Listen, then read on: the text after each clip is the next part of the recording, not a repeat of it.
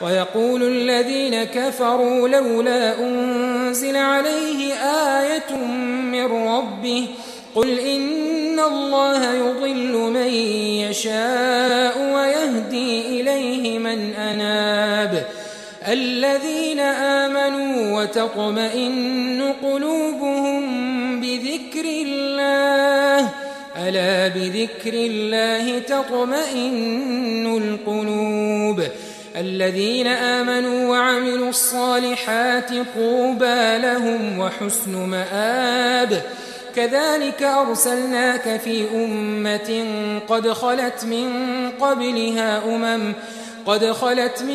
قبلها أمم لتتلو عليهم الذي أوحينا إليك وهم يكفرون بالرحمن قل هو ربي لا إله إلا هو عليه توكلت وإليه متاب ولو أن قرآنا سيرت به الجبال أو قطعت به الأرض أو كلم به الموتى بل لله الأمر جميعا أفلم ييأس الذين آمنوا أن لو يشاء الله لهدى الناس جميعا ولا يزال الذين كفروا تصيبهم بما صنعوا قارعة أو تحل قريبا من دارهم حتى يأتي وعد الله إن الله لا يخلف الميعاد. اور کافر کہتے ہیں کہ اس پیغمبر پر اس کے پروردگار کی طرف سے کوئی نشانی کیوں نازل نہیں ہوئی؟ کہہ دو کہ اللہ جسے چاہتا ہے گمراہ کرتا ہے اور جو اس کی طرف رجوع ہوتا ہے اس کو اپنی طرف کا رستہ دکھاتا ہے، یعنی ان کو جو ایمان لاتے اور جن کے دل اللہ کی یاد سے آرام پاتے ہیں ان کو. اور سن رکھو کہ اللہ کی یاد سے ہی دل آرام پاتے ہیں.